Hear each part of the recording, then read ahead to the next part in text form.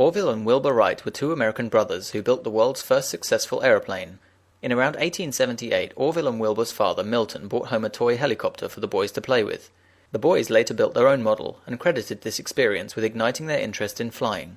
The boys started a printing business in 1889, followed by a bicycle repair shop in 1892. This funded their investigations into flight. At the time, other inventors were attempting various types of flight, and many were killed due to the lack of control over the aircraft when in flight. The brothers observed birds in flight to see how their wings changed shape, and this led to the idea of wing warping, or changing the shape of the wings in order to roll the aircraft into turning in the air.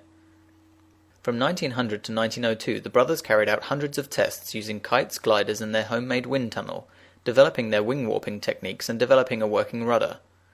In 1903, the brothers built the Wright Flyer 1, a wooden aircraft powered by a lightweight engine. The test flights were a success, with one flight lasting 59 seconds. The Flyer 2 and 3 were constructed, which had better controls, and Wilbur flew the Flyer 3 24.5 miles and managed to land safely. The brothers remained relatively obscure as they had no patent for the aircraft and were highly secretive of their new invention.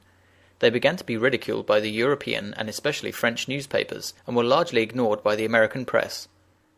After contracts were offered to the brothers, they finally flew in public in France and the United States, and became an overnight worldwide sensation. The brothers then spent many years in court after their patents were circumvented by other inventors. The Wright Company was founded in 1909, which built aircraft and trained new pilots. Wilbur died in 1912, aged 45 from typhoid fever. Orville sold the Wright Company in 1915, and then became an aviation statesman and worked for the National Advisory Committee for Aeronautics, which would later become NASA.